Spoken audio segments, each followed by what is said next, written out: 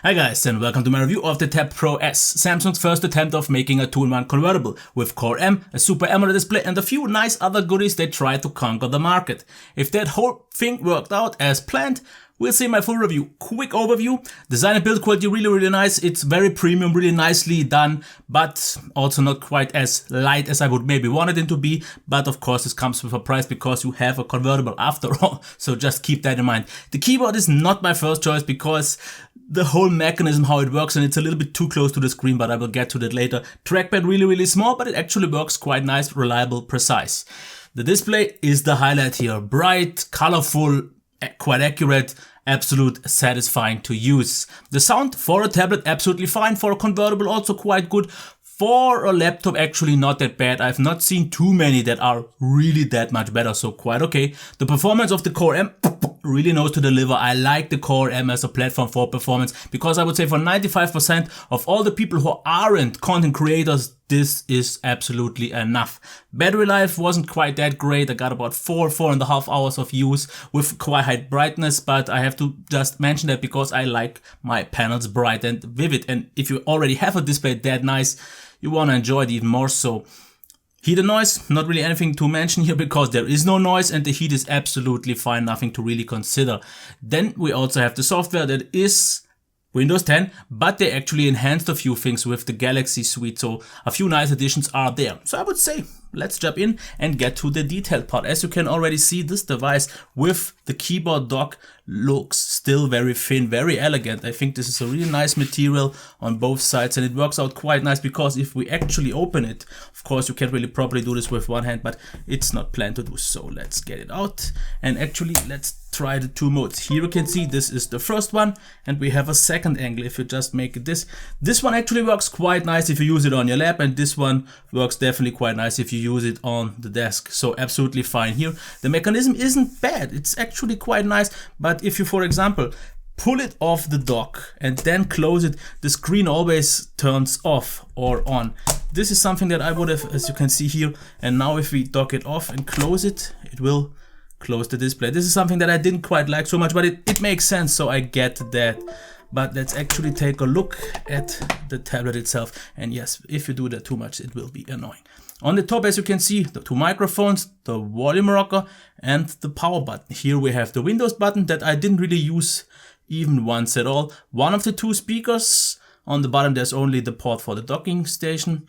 Here we have the headphone jack, USB Type-C, and the second speaker, and as you can already see, this is the only connection to the outside if we don't consider Bluetooth or Wi-Fi. This is very disappointing because not even a proper USB connection or anything like that, and the keyboard itself doesn't have anything either, so this was quite disappointing. You have really get used to that because you will need adapters for pretty much everything. If you use a mouse, definitely I would recommend you to get the Bluetooth mouse. But let's get into and check the keyboard. And this is my main gripe here, because if you use it like this, it actually works quite okay. But what I had of an issue, if I use it in this position, it's so close that when I typed, I actually did touch the screen more than just once. So this was something you have to get with. If to use it like this, then it works, but it happened for me more than once. About the actual keyboard, the key travel of course isn't super big because it's quite a shallow and flat device after all, but it's also not that bad. The only thing that I would have wished for it to be a chiclet style. That would have just made it easier for me because sometimes I just didn't hit it properly because it still feels a little bit cramped. It's not backlit, which is also a little bit of an thing that I would have wished for. And the function lock is one thing, because every time you turn on and off the device, I mean from a complete turn off, you need to hit the function lock, otherwise it won't do anything. Just keep that in mind, but you can hit it with one button, so it's okay. The trackpad itself is really small, but actually very precise. 2-finger gestures, 3-finger gestures, all work really nice. So besides the small size, it's absolutely fine. We also have NFC here to pair it with your Samsung phone, so all that is absolutely fine. So overall, the design and build quality are done on a really nice level. The material on the back, as we can actually see here once again, has been done really nice. It's really built very well, very sturdy, absolutely fine. No complaints here at all. It's maybe not super light as a whole because it's 1.07 kilograms or so. The tablet itself slightly under 700. which though on the other end is a little bit too much for a tablet for me, because I didn't really use it much as a tablet. I've tried to, but holding 700 grams in your hand is still a lot. And the people who use that with the Surface are fine with that, and they will be quite pleased with it. But for me personally, that's already too big. So I've used it definitely most of the time as a normal laptop. So we've covered that. Now let's get into the display. It's a 2160 by 1440p display, Super AMOLED, which is great. And the whites definitely look a little bit odd on the screen. The camera picks it up as a little bit of pink, but it's definitely a really nice white. The maximum brightness, as you can see here, as we hit the function lock, is absolutely pleasing. Should be enough in most cases. The dimmest setting is therefore super dim. And you see some flickering here, and that's why I will go to 80%, because below 80 you won't see it, but you won't see it in normal use at all. So the white, we've covered that really nice. Maximum brightness should be good enough. Black, of course, perfect since it's an AMOLED display. Colors are absolutely nice, really well balanced. And yes, they are a little bit boosted, but there is an actual thing here, because if you go into the Galaxy settings, you will actually see some modes where you can still adjust it.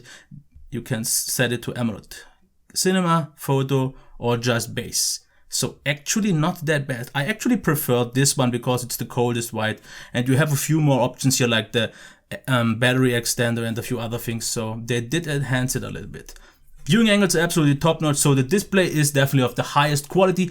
But what I was a little bit surprised by, I wasn't completely blown away, because I thought the first time I see such a big AMOLED display, I would be completely thrown off and didn't want anything else, which is kind of true, because I definitely want my next laptop to have an AMOLED display. And this one is flawless. But I thought it would be even better, because if you've seen maybe a 4K display, a really high quality one, this one doesn't really add too much, but that's fine. Now let's check the sound here real quick.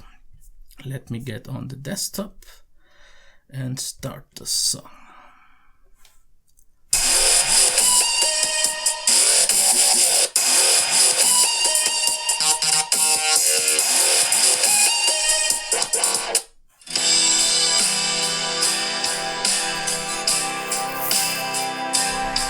Okay, I think that's good enough. The position of the speakers is really nice, because they are on the upper part here on both sides. So if you hold it like a tablet, you won't really ever block. That is definitely smarter design. The sound itself, maximum volume, is totally fine for a tablet. For a laptop, maybe not always, but actually in most cases was fine. If I do something on a longer term, I use a Bluetooth speaker anyways, but it was mostly absolutely satisfying, and the sound was also quite good. It sounds definitely more like a tablet than a laptop. But if you see this as a 2-in-1 convertible, I was completely pleased. Now, performance.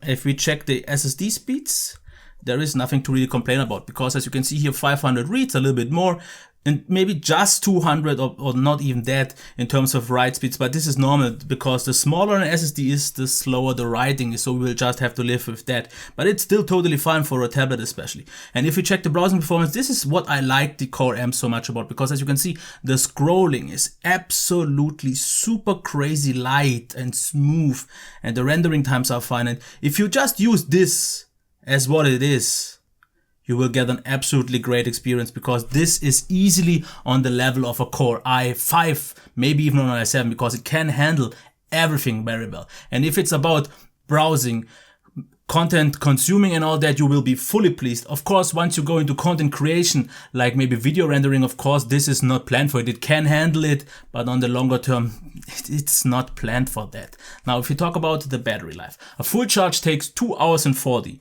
which I think is a little bit long, but yeah, it's still acceptable. The battery, 39 watt hours delivered, I would say okay at best levels, because if you can see that I got once close to 5, but that was already it. Also slightly over 4. Forget this 7, this was something wrong at 4 again. So the average, I would say, is it around 4 to maybe 4.5. This was me using 60% of brightness. If you go lower, you should get a lot more, but I thought everything below 50% of brightness made the screen look a little bit dull. And since it is such a nice, beautiful display, you want to enjoy it, and that's why I used a little bit more brightness, and that's why I didn't get the best values in terms of battery life. So expect 4, 4.5, and if you are not me, you could get even 5 hours and a little bit more, because for some reason I drain my device a little bit faster.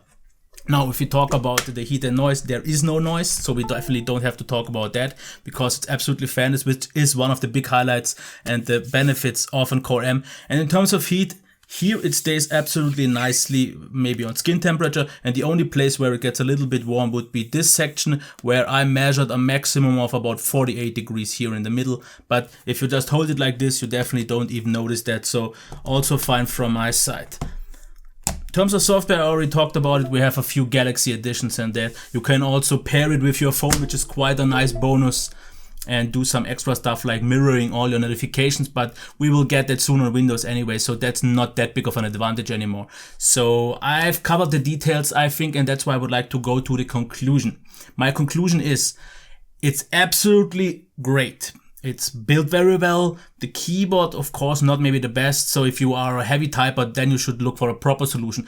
But it handles everything else. The display is nice, sound is totally adequate, performance is really, really good for something like this. Battery life maybe not that great. So overall it's on a high level, but it didn't quite impress me. I expected a little bit more. The display was the highlight, definitely is the highlight, and the performance was more than pleasing for me for my everyday tasks.